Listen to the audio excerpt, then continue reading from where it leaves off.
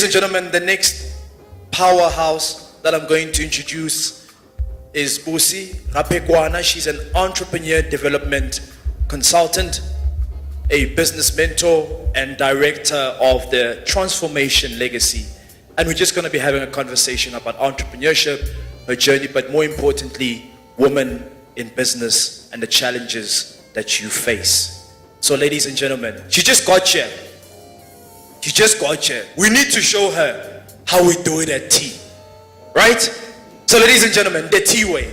Please put your hands together for Busi! Ah, yeah, a little bit more energy, yeah! Thank you.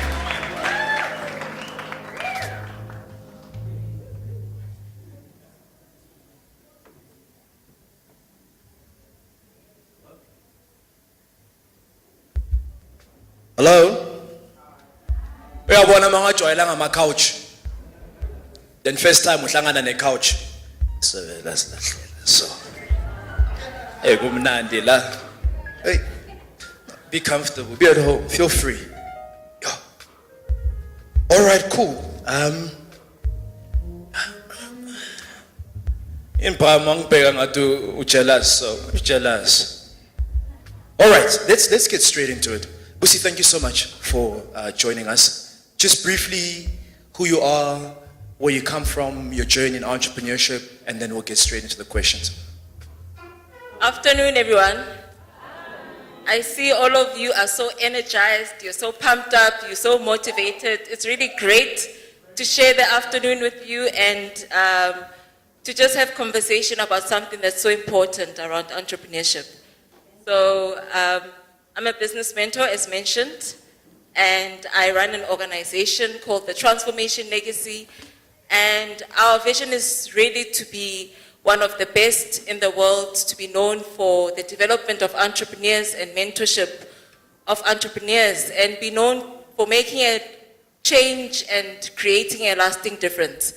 Our main mandate is to develop entrepreneurs that can leave a lasting legacy in our country and to really have impact in the economic growth of South Africa as a whole.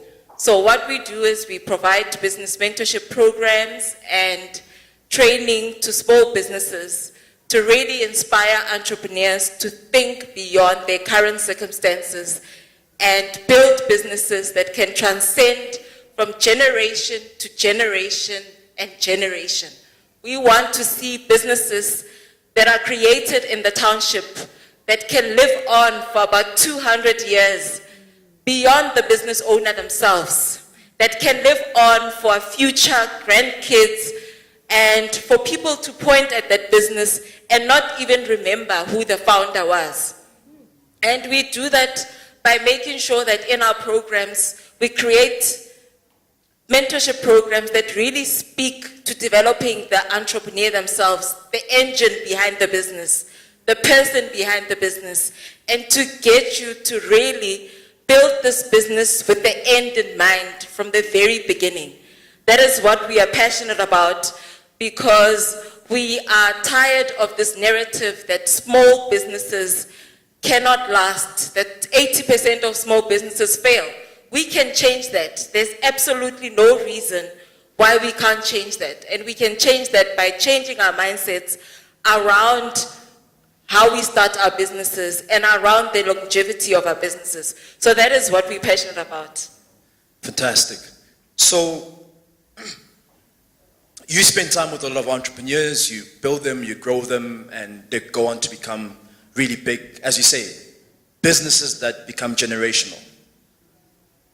Out of all the entrepreneurs that you've worked with that have gone on to really make something out of their lives and do well in business, what are the 2 or 3 habits that you've picked out, common habits out of all of them? I'm sitting here as an entrepreneur and there's something that a successful entrepreneur is doing that I'm not doing.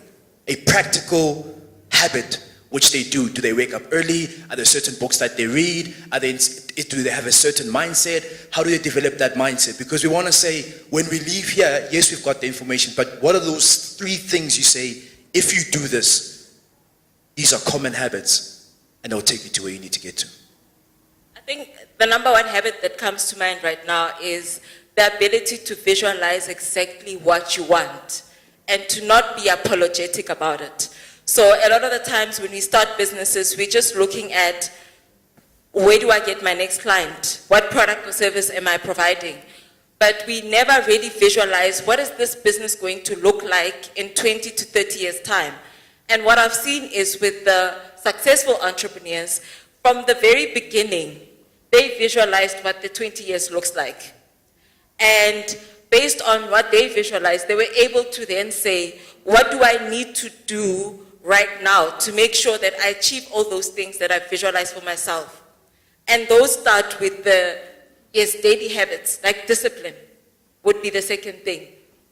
Discipline means being consistent about the actions that you're taking in your business that you know will result in you growing that business. So, for instance, if you know that you need to develop a solid client base, how do you go about doing that?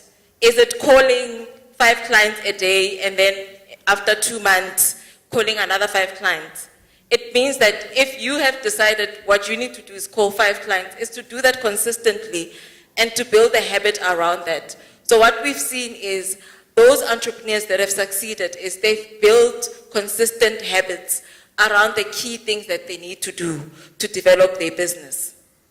And then the third is, and it's very important, is taking care and building a very solid mindset.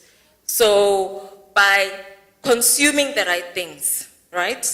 So the books that you read every day are contributing to the way you think, they're contributing to the way you make decisions, they're contributing to the actions that you're taking in your business. So simple things like the daily things that you consume, the things that you consume on television, the things that you listen to on radio, all of those things are shaping the way you think, and they're shaping what you believe about the world, what you believe about yourself, what you believe about business in general.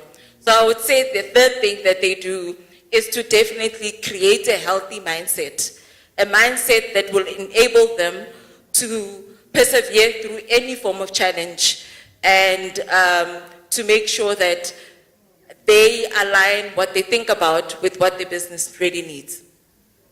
All right. You're a woman, you're in business. What are some of the challenges that you have faced as a woman in business, and how have you managed to overcome those challenges?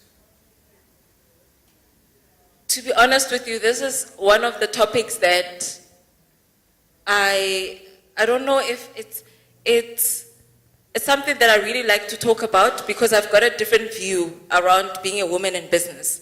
For me personally, I don't believe that there's challenges.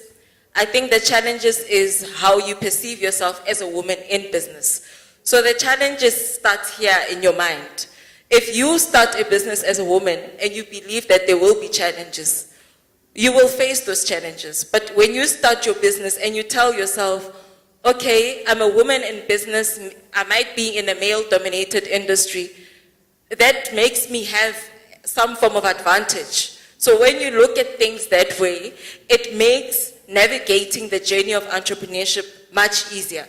So personally, I don't believe that there are challenges. I think the challenges are with us and how we view ourselves as women, and sometimes how we tackle things. And because you would walk into a boardroom full of 13 men who have to make a decision, if you see yourself as inferior, it influences how you perform. It influences how everyone else perceives you. But when you start a business as a woman and you see yourself as superior, you see yourself as someone that can add value and to change things in the business environment, it just changes the way you do business, and it just makes the business journey much easier. Power, please can we give a round of applause? So it's really just touching on the mindset. There are many entrepreneurs here. We're having a conversation outside to say many of them don't fail because they've got a bad product or they've got a bad service. Some fail because there's no form of mentorship. Some fail because there's no access to market. Some fail because of cash flow problems.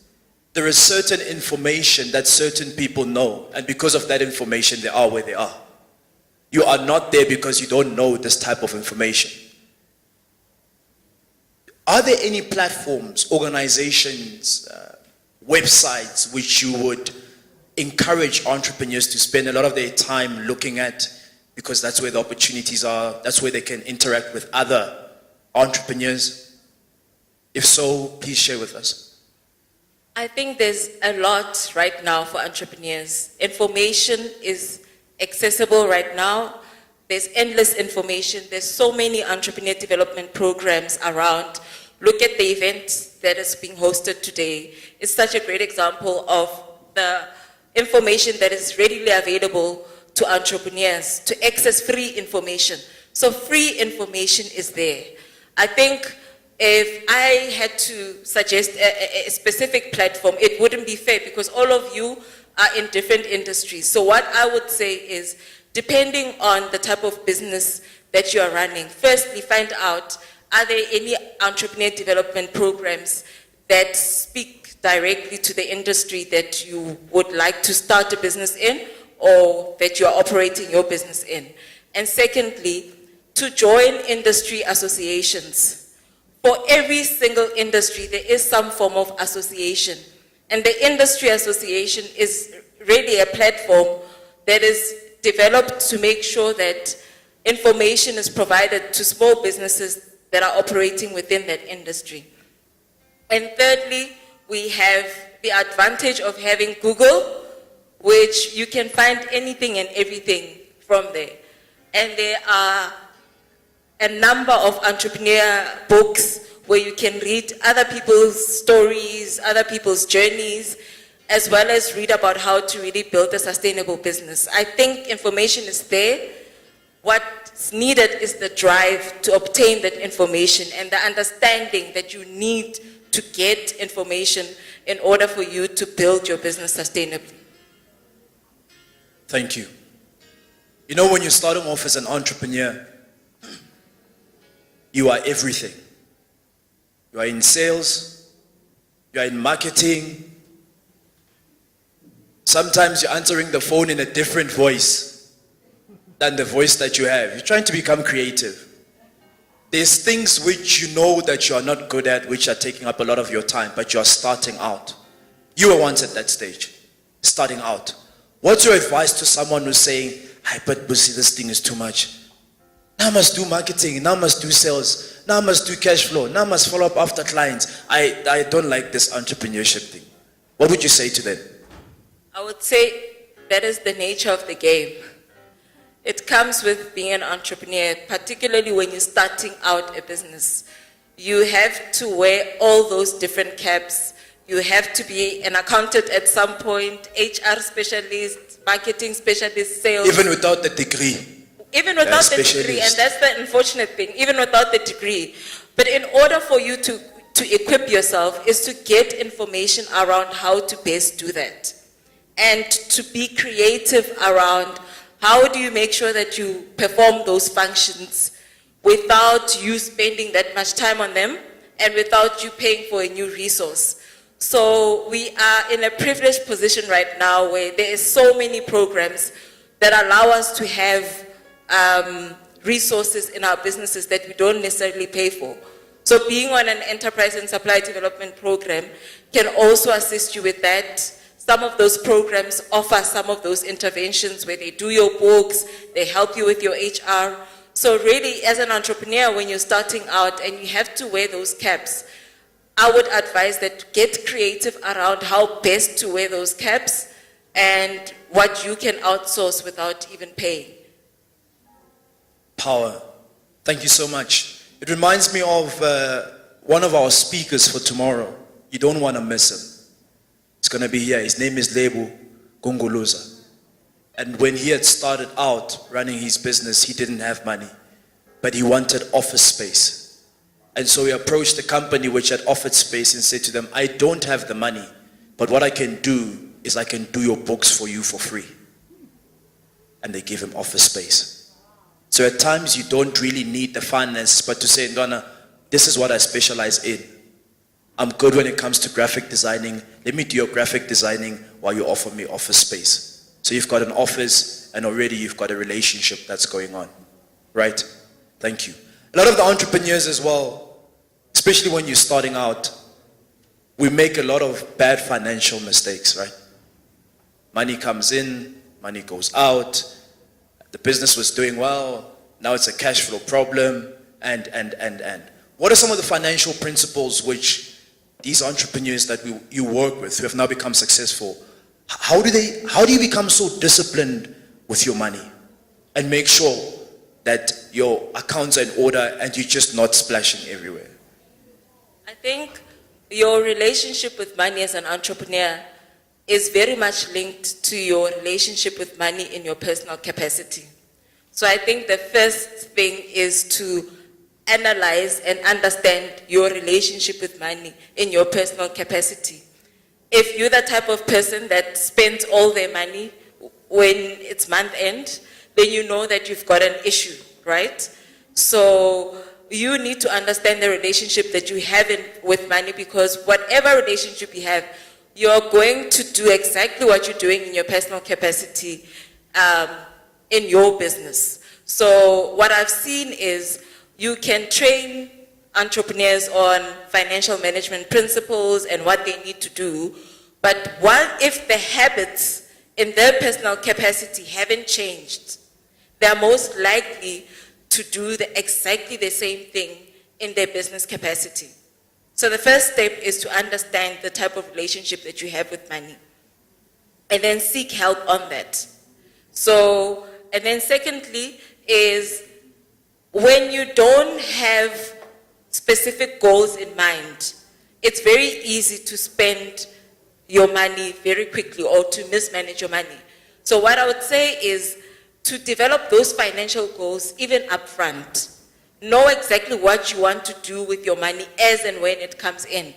So when you start a business, the first thing is, I just want to get my first big client. And then you get that first big client, they put money in the account, you do the work, and that's it. And then you can't figure out, what do I do next? Because you haven't planned for it. And at that point, it's so easy for you to spend it on other things, to spend it on, okay, maybe I need to buy office furniture. Maybe I need to buy a new vehicle for the company. Maybe I need to buy a new printer. But those are things that you haven't really planned for. And then you buy all those assets, and then after 3 months, you have no money in the bank, but you're sitting with assets, or you're sitting with equipment. And that's the trap that most entrepreneurs fall into. When we reinvest back into the business, we reinvest so much that we don't have any money left over to operate the business on a month-to-month basis. So it's to understand how much money will be required in my business to run on a month-to-month basis for the next 3 months. Because you have to project and also plan for the time when you don't have clients, particularly in the beginning phases of your business. So it's that planning to say, when money comes in, what do I do with it? How do I want to grow the business? Do I want to reinvest back into the business? How do I want to hire somebody new? All those things need to be in your plans so that when money does come in, you are using it according to the plan that you have, and you're also leaving enough for you to cover all your monthly operational obligations. All right, thank you. Please, can you give a round of applause?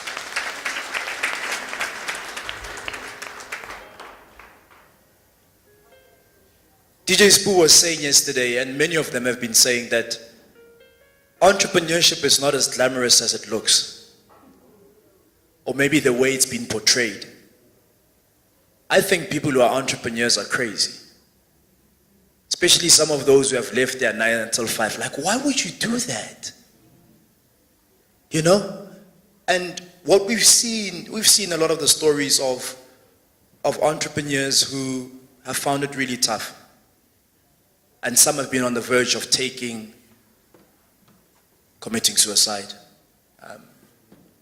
Well, there was a story about an entrepreneur, you know, it's deep, it's down, I'm owing the bank a lot of money, and maybe there's an entrepreneur who's here, who's really had a tough year.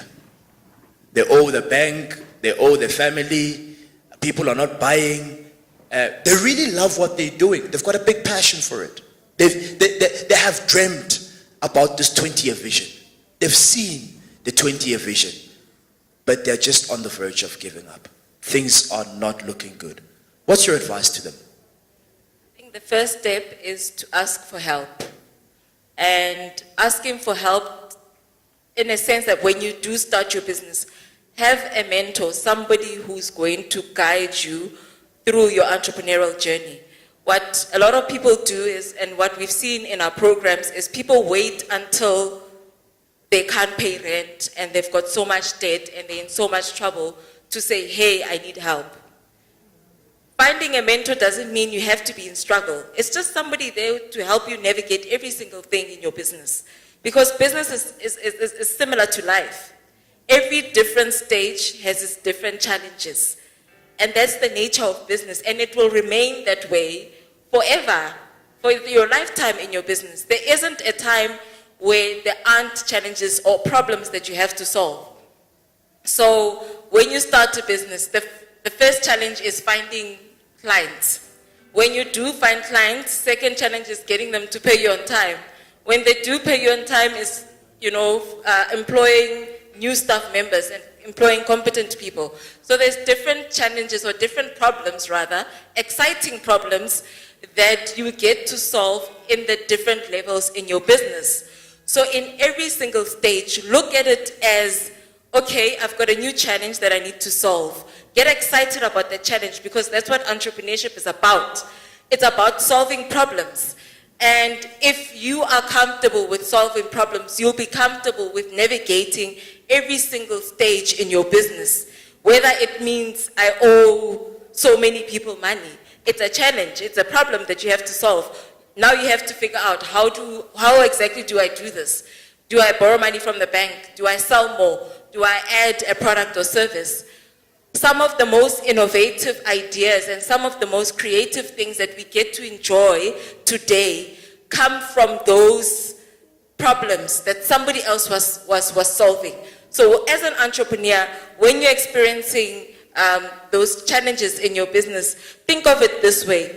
It's like you're pushed into a corner and you know that by solving that problem is going to take you to the next level of your growth. So get excited about those problems and see it as, okay, this is the next thing I'm going to solve. As I solve this, I'm moving up the ladder, because that's what it is. You're moving up the ladder of your growth of your business. As you solve a problem, you move to the next level. If you solve problem 2, you move to problem 3. So get excited about those challenges and don't see them as these things that will weigh the business down. Get excited about it. That way you'll get creative around solving those problems. Thank you. I love that. Get excited about the challenges. Last question. I know there are many young entrepreneurs who are looking for mentors to help them take their life to a whole new level. How do I get a mentor? I would love Busi to mentor me. But nyasaba man. Angekho sure ukuthi mangifika lapha ngizothini. I've seen someone that I think can help me take my business to a whole new level. Please guide me through the process. You ask. So if you want a mentor, I always say there's mentors sitting everywhere. There's mentors in here. There's someone sitting next to you that knows more about some element that you know nothing about. So be unconventional about how to look for a mentor. It doesn't necessarily have to be somebody who's achieved so much, or someone that is not accessible to you. It could be somebody who's right next to you, who's really good at sales, and you know that, oh my word, I am pathetic at sales, but I know that this person sitting next to me is good at sales. But when you look at them, you're like, but we look like we're in the same position. It's not about that. Find somebody who's really great at what you are struggling with and get them to mentor you on that subject. And the other thing is just ask. The worst that can happen is for a person to say no. If you want a mentor, look for that person, Google their details, send them an email, and just ask. You have absolutely nothing to lose. If you really believe in your vision, if you really believe in building your business, and you know that that person can help you do that, go up to that person and ask. Just like that. Just like, So I just come and say, be my mentor. yes, yes. No, but I hear what you're saying, and thank you for sharing. What I've seen and what I've learned is that many a times we look at people and they may look like they intimidate us. And the people are saying, yeah, but I'm open. It's just that you haven't asked me what I need to mentor you in. And one of the things that I learned as well was when you go and ask for mentorship, be very clear on what it is that you need mentoring with. Is it your finances? Is it your marketing? Because at times we think that the people who can mentor us are specialists at everything. If I come to you and say, Busi, I need mentorship with marketing, you can say, that's not my field, but I can refer you to a friend who can assist you. Thank you so much. Just closing remarks for our entrepreneurs. Final parting words. What I'd like to say is, when you do start your business, when you're growing your business, think beyond your current circumstances, think beyond where you are, and just see your business as a business that can transcend from generation to generation, and start visualizing exactly that. And don't be afraid to write it down and declare it and say, in 20 years' time, this is where I'll be, and in 100 years' time, people will not even know that I've created this business. So build legacy business and start with the end in mind. Thank you. Powerful. Thank you so much, ladies and gentlemen. Please give it up one more time for Busi. Thank you.